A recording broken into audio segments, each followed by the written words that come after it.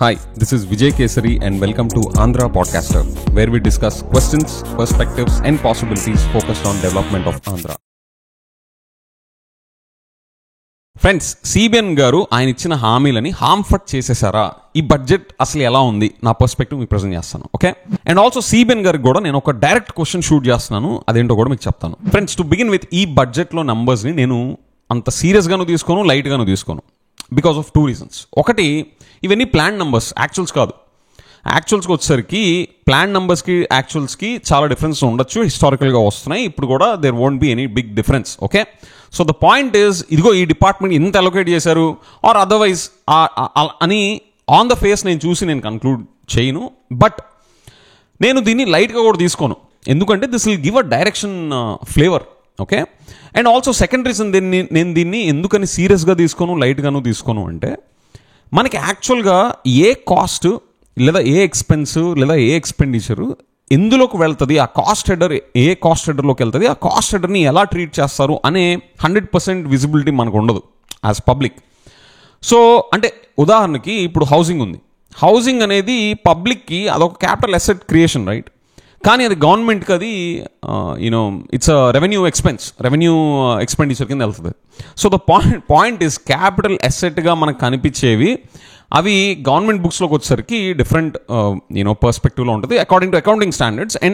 And మన limitation ఏంటంటే, మనకు ఆ కాస్ట్ హెడర్స్ కానీ, అండ్ నా పర్సనల్ లిమిటేషన్ ఏంటంటే, ఆ కాస్ట్ హెడర్ని ఎలా ట్రీట్ చేస్తారు మన గవర్నమెంట్ అకౌంటింగ్ బుక్స్లో అకౌంటింగ్ స్టాండర్డ్స్ ప్రకారం అనేది నాకు ఆ విజిబిలిటీ ఉండదు. కాబట్టి నేను దీన్ని సీరియస్గాను తీసుకోను, లైట్గాను తీసుకోను. ఐ విల్ టేక్ దిస్, అంటే ఇది ఏమి ఫ్లేవర్ ఇస్తుంది, ఒక డైరెక్షనల్ పర్స్పెక్టివ్ సెట్టింగ్కే నేను దీన్ని యూజ్ చేస్తాను, ఆ దృష్టితోనే నేను చూస్తాను. Okay, and coming to this budget numbers at a high level, okay, మనకి డైరెక్షన్ ఏమి చూపిస్తుంది అన్నదానికి మనం కన్క్లూడ్ చేసుకోవాలి అంటే, ఒక ఒపీనియన్ ఫామ్ చేసుకోవాలి అంటే, నేను ఈ టేబుల్ చూపిస్తున్నాను చూడండి.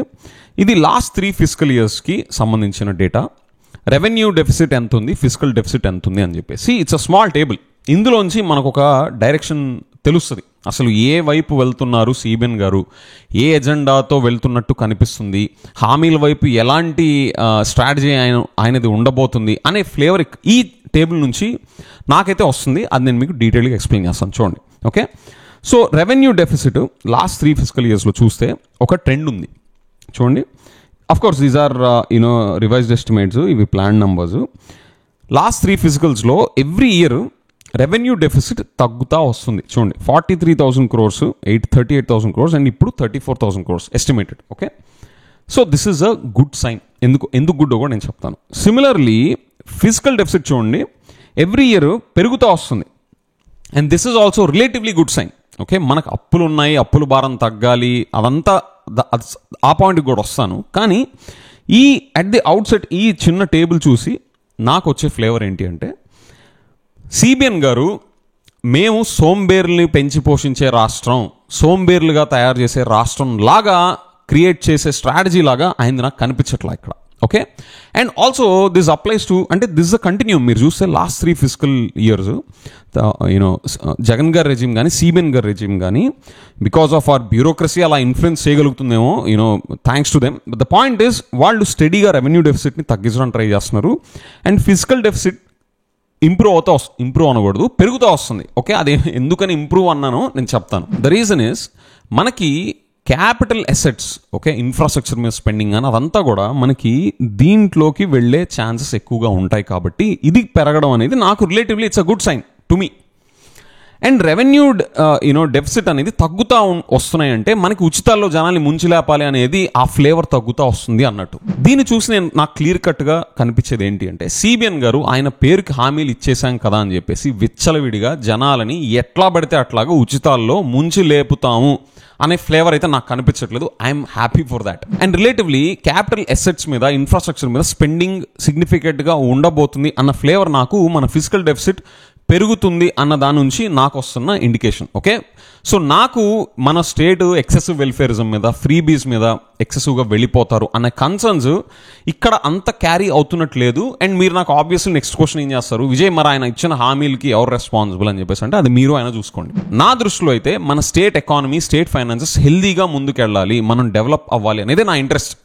మీకు సిబిఎన్ గారు ఎన్ని హామీలు ఇచ్చారు, జగన్ గారు మీకు ఎన్ని హామీలు ఇచ్చారు, లీడర్షిప్ క్వాలిటీస్ ఈ ఇంటిగ్రిటీ ఇవన్నీ కాదా అంటే అది మీరు వాళ్ళు చూసుకోండి. I'm integrated towards our state development. Now my question to CBN గారు ఇస్, సార్ మీరు డిఫరెంట్ ఫారమ్స్లో, ఓకే, ఇండస్ట్రీ సర్కిల్స్లో మీరు మీట్ అవుతున్నా, లేదా మీ క్యాబినెట్ మీటింగ్లో ప్రజెంట్ చేస్తున్నా, లేదా బడ్జెట్ రూపంలో కానీ ఎక్కడైనా కానీ మీరు కోట్ చేసేది ఏంటి? 15% గ్రోత్ని మీరు టార్గెట్ చేస్తున్నారు, గ్రోత్ రేట్ని టార్గెట్ చేస్తున్నారు అని మీరు చెప్తున్నారు. అండ్ దానికి మీరు చాలా స్టేట్మెంట్స్ కూడా ఇస్తున్నారు. Sir I'm giving you my feedback. Sir ఇవన్నీ చాలా బోరింగ్గా, షాలోగా, టిపికల్ పొలిటికల్ స్టేట్మెంట్స్ లాగా అనిపిస్తున్నాయి. ఎందుకో నేను మీకు 2 రీజన్స్ చెప్తాను. మీరు ఏమంటారు? 15% గ్రోత్ రేట్ మేము క్రియేట్ చేద్దాం అంటారు. ఇప్పుడు జగన్ గారి టైంలో కూడా ఆయన రికార్డ్ చేసిన గ్రోత్ రేట్లో ఎన్ని ఉచితాలు, ఎన్ని ఫ్రీబీస్ లేవు. సో ద పాయింట్ ఇస్, మీరు ఉచితాలు, ఫ్రీబీస్ ఇచ్చి కూడా గ్రోత్ రేట్ని క్రియేట్ చేయొచ్చు. సో మీరు 15% అని మీరు ఒక టార్గెట్గా, అదొక ఆస్పిరేషన్ క్రియేట్ చేస్తా, అదొక మంచి నంబర్ లాగా మీరు పోర్ట్రే చేస్తుంటే, సార్ అది సెల్ అవ్వట్లా. I'm not able to buy that because of this first reason. And second reason, మీరు ఏమంటారు చూడండి, టీసీఎస్ చంద్రశేఖర్ గారు ఆ మీటింగ్లో మీరు కూర్చుంటా, మీరు అన్న మాట ఏంటి? Mister Naidu shared that the vision 2047 initiative would harness advance technology, infrastructure and human resources to attract investments, right?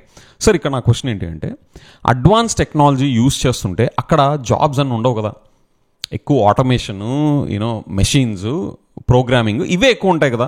So advance technology, infrastructure ఇవన్నీ యూజ్ చేస్తారు, హ్యూమన్ రిసోర్స్ని ఎట్లా బూస్ట్ చేస్తారు? And also please and I'm sure you will be factoring in the AI as well inside this, right? So మీరు ఒక పక్కన ఏఐని పెట్టుకొని అడ్వాన్స్ టెక్నాలజీస్ని యూజ్ చేస్తా మీరు హ్యూజ్ స్కేల్లో జాబ్స్ని ఎట్లా క్రియేట్ చేస్తారు? సో ద పాయింట్ ఇస్, నేను మిమ్మల్ని ఫండమెంటల్గా ఎక్కడ ఛాలెంజ్ చేస్తానంటే, సార్ మీరు 15% మేము గ్రోత్ రేట్ని టార్గెట్ చేస్తాము అనేది సరిపోదు. మీ ప్లాన్ ఏంటి? Which are all the areas where you want to innovate, which are all the areas where you want to cut down on cost, and which are the areas that you want to be smart? Okay, let's a law and order surveillance సిస్టమ్స్లో కానీ, cyber security ఏరియాస్లో కానీ. Okay, the point is, మీరు అసలు 15% growth టార్గెట్ని ఎట్లా materialise చేయబోతున్నారు అనే action plan కానీ, దానికి అప్రోచ్ కానీ, ఆ స్ట్రాటజీ కానీ, అండ్ ఆల్సో ఆ మైల్ స్టోన్స్ కానీ ఇవేవి మీరు ప్రెజెంట్ చేయకుండా దొరికిన ప్రతి ఫారంలో అట్లీస్ట్ మాకు పబ్లిక్కి డిస్క్లోజ్ అయ్యే ఇన్ఫర్మేషన్లో ఇదే వస్తుంది. మీరు 15% గ్రోత్ రేట్ అంటారు, జీరో పావర్టీ అంటారు, 20 lakh జాబ్స్ అంటారు, స్కిల్ సెన్సెస్ అంటారు. సార్ ఆ టాప్ లైన్లోనే మీరు ఉంచితే అసలు మాకే కాన్ఫిడెన్స్ రావట్లేదు. These are seeming to be purely political statements. నేను జగన్ గారి టైంలో కూడా చెప్పింది ఇదే, అపీల్ చేసింది ఇదే, రిక్వెస్ట్ చేసుకుంది ఇదే. సార్ మీరు మెడికల్ కాలేజ్ కడుతున్నారు, పోర్ట్స్ కడుతున్నారు, ఎలక్ట్రానిక్ కంపెనీస్ ఇట్లా చేస్తున్నారు, ఇవన్నీ స్కాటర్డ్గా కనిపిస్తున్నాయి. But what is your strategy behind it? What is your reasoning? What's your approach? What's your big picture thinking that is going to happen or that you thought about while you strategizes అనేవి మీరు పబ్లిక్కి disclose చేస్తా, మీరు timeline based milestones మీరు share చేయకపోతే, sir ఈ జమానాలో ఇవేమి నాకైతే అసలు purely boring statement sir. And I would warmly invite you and welcome you to have a discussion on Andhra podcast. Sir ఇక్కడ దిస్ అ ఫ్రీ ప్లాట్ఫామ్, ఎవరైనా Andhra development స్పెసిఫిక్గా వచ్చి we can have discussions on any topics in line with that. So మీరు కానీ మీ టీంలో whosoever you see fit, Lokesh గారు or whosoever you see fit, who can actually discuss this 15% అసలు ఎట్లా టార్గెట్ చేస్తున్నాం, ఇది మా strategy. Okay, maybe for sensitivity reasons మీరు న్యూయాన్సెస్, నిటిగ్రిటీస్ డిస్కస్ చేయకపోయినా at least high level plan or approach మీరు discuss చేయడం చాలా ఇంపార్టెంట్ సార్. లేదు అంటే this is like same old పాత జమానా పాలిటిక్స్ లానే అనిపిస్తుంది.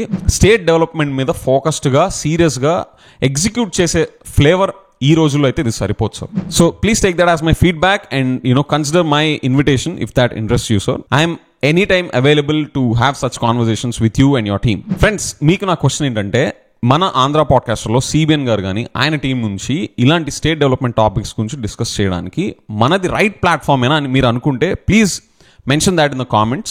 Hopefully if CBN garu or his team checks them out, let's see if they would want to consider to have a discussion with us. And also నేను present చేసిన perspective మీకు ఎట్లా అనిపించింది, ఆ ఫ్లేవర్ నాకు వచ్చిన ఫ్లేవర్ మీకు వచ్చిందా లేదా మీకు ఇంకోలాగా వచ్చిందా? Let me know in the comments. With that I will see you in the next episode. Bye by.